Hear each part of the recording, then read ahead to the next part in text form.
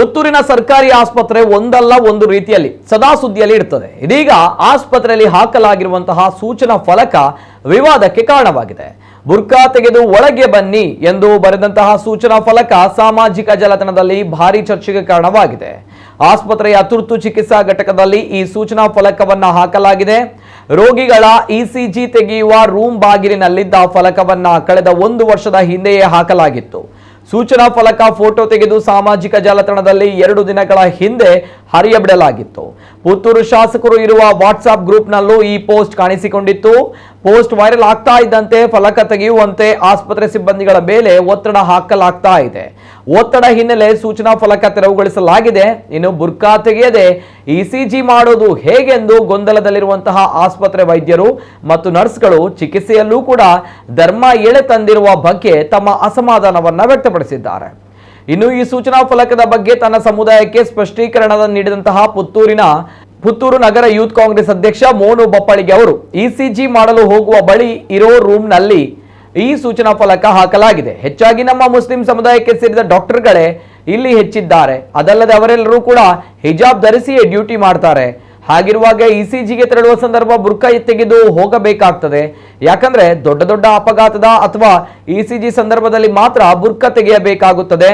ಬುರ್ಕಾ ತೆಗೆಯದೇ ಇದ್ದಲ್ಲಿ ಚಿಕಿತ್ಸೆ ನೀಡುವುದು ಹೇಗೆ, ಇಸಿಜಿ ಮಾಡುವುದು ಹೇಗೆ ಎಂದು ಅವರು ಪ್ರಶ್ನಿಸಿದ್ದಾರೆ.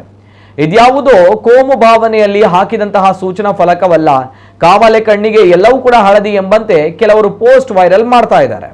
ಆಸ್ಪತ್ರೆಯ ಒಳಗಡೆ ಬುರ್ಕಾ ಧರಿಸಿ ಹೋಗಬಹುದು, ಆದರೆ ಇಸಿಜಿಗೆ ಹೋಗುವಾಗ ಸಂದರ್ಭ ಬುರ್ಕಾ ತೆಗೆದು ಹೋಗಬೇಕಾಗುತ್ತದೆ ಎಂದು ಸ್ಪಷ್ಟನೆಯನ್ನ ನೀಡಿದ್ದಾರೆ. ಸರ್ಕಾರಿ ಆಸ್ಪತ್ರೆಯಲ್ಲಿ ಒಂದು ಹಾಸ್ಪಿಟಲ್ನ ಒಳಗೆ ರೋಗಿಗಳ ವಾರ್ಡ್ನ ಒಳಗೆ ಒಂದು ರೂಮ್ ಇದೆ. ಅಲ್ಲಿ ಇಸಿಜಿ ರೂಮ್ ಮತ್ತು ಬ್ಯಾಂಡೇಜ್ ಸ್ಟಿಚಿಂಗ್ ಹಾಕುವ ರೂಮ್ ಎಲ್ಲ ಇದೆ. ಅದರಲ್ಲಿ ಒಂದು ಬೋರ್ಡ್ ಹಾಕಿದ್ರು, ಬುರ್ಕಾ ತೆಗೆದು ಒಳಗೆ ಬನ್ನಿ. ಮತ್ತು ಅದರ ಮೇಲೆ ಹರೀಶ್ ಅಂತದ್ದು ಡಾಕ್ಟ್ರದ್ದು ಇದಿದೆ. ನಿಜವಾಗ್ಲೂ ಇದು ಹರೀಶ್ ಡಾಕ್ಟ್ರಿಗೆ ಇದು ಏನು ಸಂಬಂಧ ಇಲ್ಲ. ಅವರು ಆಯುಷ್ಮಾನ್ ಇದರಲ್ಲಿ ವರ್ಕ್ ಮಾಡೋರು, ಅವ್ರಿಗೆ ಇದಕ್ಕೆ ಸಂಬಂಧ ಇಲ್ಲ. ಅದು ಅವರ ಹೆಸರು ಮೇಲೆ ಹಾಕಿದ್ರು. ಆಯುಷ್ಮಾನ್ಗೆ ಬೇಕಾದರೆ ಕಾಲ್ ಮಾಡಿ ಅಂತೇಳಿ ಅವರ ನಂಬರ್ ಹಾಕಿದ್ರು. ಸುಮಾರು ಜನ ಈ ವಿಷಯ ಅದು ಯಾರೋ ಫೋಟೋ ತೆಗೆದು ವಾಟ್ಸಪ್ಪಲ್ಲಿ ಹಾಕಿದ್ರು. ಅದು ಫುಲ್ ವೈರಲ್ ಆಗಿತ್ತು.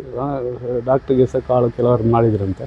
ಆ ಡಾಕ್ಟ್ರ್ ವಿಷಯ ಹೇಳಿದ್ದಾರೆ. ಮತ್ತು ನಮಗೂ ಗ್ರೂಪಲ್ಲಿ ಹಾಕುವಾಗ ನಾನೊಂದು ಅದಕ್ಕೆ ಸ್ಪಷ್ಟೀಕರಣ ಕೊಟ್ಟಿದ್ದೆ. ಇನ್ನು ವಿಷಯ ಏನಂದರೆ, ಅಲ್ಲಿ ಅದು ಬುರ್ಕಾ ತೆಗೆದು ಒಳಗೆ ಬಂದಂತೇಳಿ ಹಾಸ್ಪಿಟಲ್ ಎದುರುಗಡೆ ಹಾಕಿದ ಬೋರ್ಡ್ ಅಲ್ಲ. ಆ್ಯಕ್ಚುಲಿ ಅಲ್ಲಿ ನಮ್ಮ ಮುಸ್ಲಿಮ್ಸಿಗೆ ನಾವೇ ತುಂಬ ಜನಕ್ಕೆ ಯಾವ್ದು ಬೇಕಾದ ಟ್ರೀಟ್ಮೆಂಟ್ ನಮಗೆ ಕೊಡಿಸ್ಲಿಕ್ಕೆ ಆಗ್ತದೆ. ಅಲ್ಲಿ ಎಲ್ಲರಿಗೂ ಟ್ರೀಟ್ಮೆಂಟ್ ಸರಿಯಾಗಿ ಸಿಗ್ತಿದೆ.